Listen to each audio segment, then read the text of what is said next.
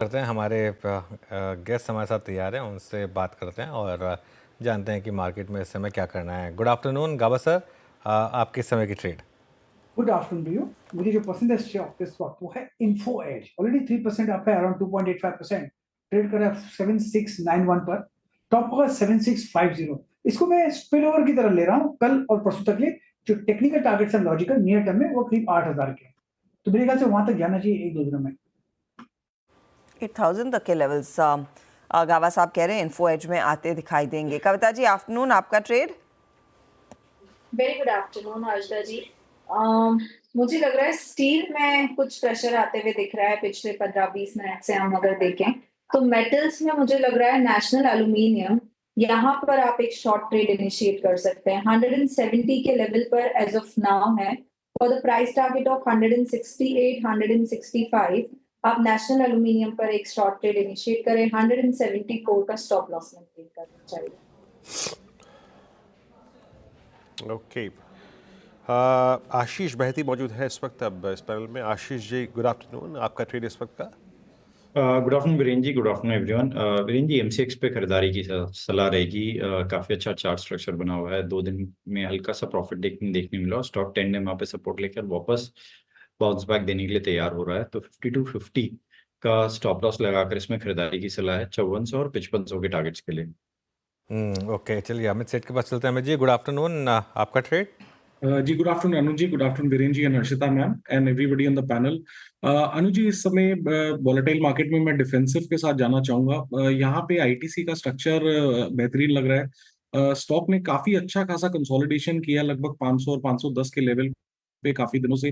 510 का एक हर्डल था जो कंटिन्यूअसली क्रॉस नहीं कर रहा था, लेकिन फाइनली इसने क्रॉस कर लिया है। तो एक छोटे से स्टॉप लॉस के साथ 510 के स्टॉप लॉस के साथ बाय करें for a target of 525। Okay, तो ये आपके लिए आईटीसी एक कॉन्ट्रा ट्रेड बाय साइड का ट्रेड है। सोनी, आफ्टरनून, आपका ट्रेड क्या रहेगा? जी गुड आफ्टरनून एवरीवन। मेरा बाय यहाँ पे रहेगा यूनाइटेड स्पिरिट्स में। फ्यूचर्स में बाय कर सकते हैं, 1527 चल रहा है, उसी लेवल पे बाय की कर सकते हैं। स्टॉप लॉस यहाँ पे रहेगा 1510। पहला टारगेट है 1560, दूसरा टारगेट रहेगा 1575। यहाँ पे एक फ्रेश ऑप्शन चेन ब्रेकआउट देखने को मिला है 1520 के ऊपर, काफी स्ट्रॉन्ग सस्टेन कर रहा है। चार्ट्स पे भी अच्छा ब्रेकआउट आया है, पॉजिटिव व्यू बन रहा है यहाँ पे। मुझे लगता है कि 1570 के लेवल्स को एक बार टेस्ट कर सकता है। और ये कुछ कोई कॉल भी है मैम इस पे? आई मीन 1526 पे इट्स ऑल टाइम हाई, कोई कॉल ऑप्शन इस पे ले सकते हैं क्या? जी जरूर, यहाँ पे हम देखेंगे तो 1540 की कॉल ऑप्शन जो कि 20 रुपए 50 पैसे करेंटली यहाँ पे चल रहा है, वो लेवल पे बाय कर सकते हैं। 14 रुपीज का यहाँ पे स्टॉप लॉस रहेगा। टारगेट है पहला 28, उसके ऊपर सस्टेन करेगा 36 और 38 के भी टारगेट्स वहां पे नजर आ सकते हैं। सो फ्यूचर्स में भी बाय कर सकते हैं, 1540 कॉल ऑप्शन में भी पार्टिसिपेट कर सकते हैं। ओके, 1540 की कॉल ऑप्शन मैं इसलिए पूछ रहा था क्योंकि बाजार थोड़ा सा यहाँ पे अनप्रिडिक्टेबल सा है, वोलेटिलिटी काफ़ी है। फ्यूचर्स अमूमन अगर आप देखें तो शायद डिप्स अनकंट्रोल्ड होते हैं, तो क्योंकि ऑल टाइम हाई पे स्टॉक है ये। At 152640 all time high for USL. अच्छा, अगर मैं इंडेक्सेस को देखूँ तो निफ्टी नेक्स्ट 50 करीब 200 पॉइंट नीचे, मिड कैप इंडेक्स थोड़ा सा अगर आप देखें तो आज जुझारूपन है कायम इसमें, 59,120 पे। निफ्टी 88 अंक नीचे, निफ्टी आईटी इस वक्त 35 अंक नीचे, यानी इन टर्म्स ऑफ परसेंटेज फिर भी निफ्टी आईटी के लिए दिन काफ़ी स्टेबल है। सुबह सुबह हमने इसमें पुल बैक भी देखा था। अनुज, क्योंकि आज हमारे पास सुबह अगर कुछ पॉजिटिव था तो वो था क्रूड, और कुछ समय से टर्बुलेंस यूएस मार्केट में भी रही है, लेकिन नैस्डैक का प्राइस परफॉर्मेंस कल काफ़ी स्ट्रॉन्ग था। ऑल्दो हम हमेशा इसको बिल्कुल कोरिलेट करके नहीं देखते, बट स्टिल आईटी को कैसे अप्रोच करेंगे इस वक्त? ये इसकी ऑल टाइम हाई ट्रैजेक्टरी जहाँ पर ये बैठा हुआ है इस वक्त।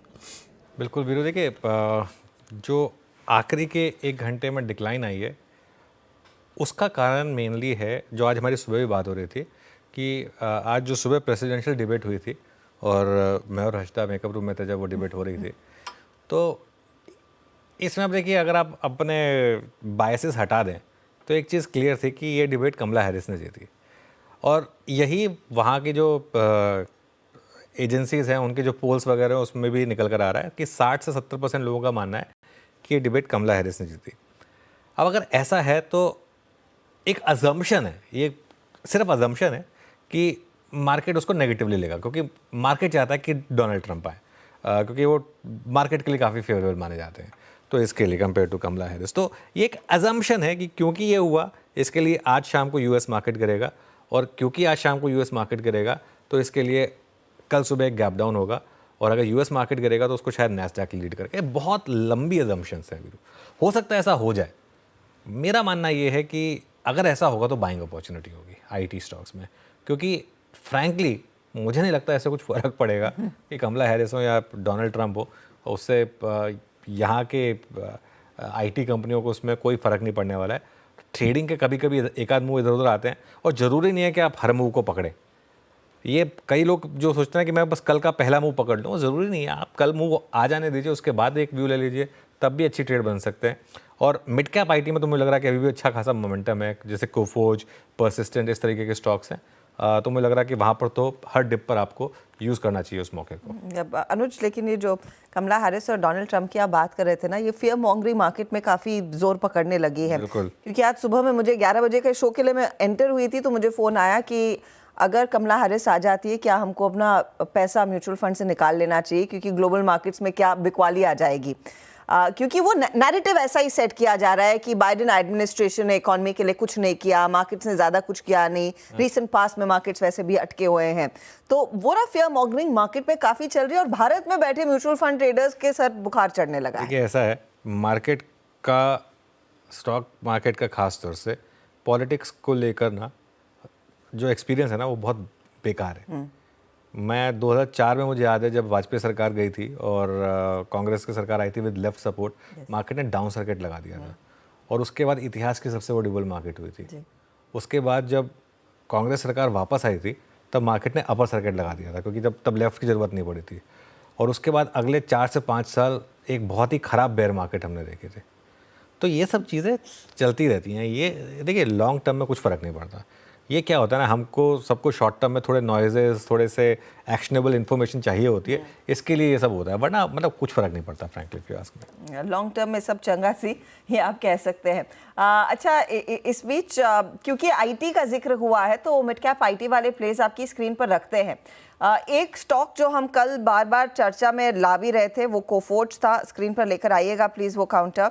आज ऑफ कोर्स हमने देखा है ओएफएसएस में एक फॉलो थ्रू देखने को मिला। कोफोर्ज बहुत माइल्ड गेन्स दिखा रहा है। इन्फो एज जैसे काउंटर ज़्यादा हरकत में आते हुए दिखाई दिए हैं। आशीष बहेती, आपका रुझान क्या है इन मिड कैप आईटी में? कहाँ पर आपने अपॉर्चुनिटी पकड़ी है? क्योंकि आज देखिए ओएफएसएस में एक्शन, आपका परसिस्टेंट डिसेंट परफॉर्मर रहा है। कल का आउट परफॉर्मर कोफोर्ज 26 रुपए के गेन्स अभी भी आपको दे रहा है। जी हर्षदा मैम, इनफैक्ट परसिस्टेंट और कोफोर्ज तो टॉप पिक रही है, और जिस हिसाब से परसिस्टेंट में चार्ट सेटअप बन रहा है, हमें लग रहा है बहुत अच्छे से इसमें बाइंग इंटरेस्ट बरकरार है। इन लेवल्स पे भी आज भी इसने एक फ्रेश हाई अटेम्प्ट किया, तो यहाँ से थोड़ी सी प्रॉफिट टेकिंग जरूर देखने मिली है, लेकिन कोई डिप आती है तो एक बाइंग अपॉर्चुनिटी बनेगी कोफोर्ज में। और जो स्टॉप लॉस इसमें मेंटेन करना है वो 50 to 50 5250 के एक एसएल से बने रहे, जिनके पास भी लॉन्ग है। मुझे लगता है इसमें 5450 तक का जोन देखने मिल सकता है। कोफोर्ज में भी थोड़ी सी प्रॉफिट टेकिंग आज इंट्राडे में देखने मिली है, लेकिन कोई डिप आ रही है तो वो बाइंग अपॉर्चुनिटी की तरह यूज कर सकते हैं। और इसमें जो स्टॉप लॉस मेंटेन करना है वो 6700 के करीब का एक एसएल मेंटेन करें। हमें लगता है कोफोर्ज में भी 6900 तक का प्राइस देखने मिल सकता है। ओके, ठीक।